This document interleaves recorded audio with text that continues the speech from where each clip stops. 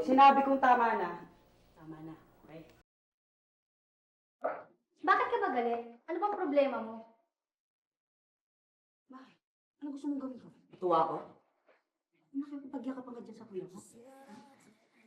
My God, binibigyan mo ng mali siya yung pagtuturo sa akin ng kapatid mo.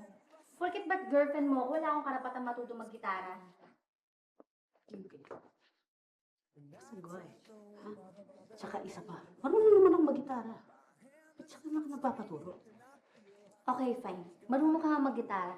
Pero ni minsan, inalok mo ba akong turuan? Don't tell me na ngayon mo ako tuturuan. Dahil wala ka na nga ni konting panahon para sa akin. Bakit? Alam mo naman ang reason kung bakit ako nagkakaganito. Wala akong pakialam sa mga reasons mo. May sarili akong pangangailangan, pero hindi mo na ibibigay. Dahil mas binibigyan mo ng importansya yung insecurities mo.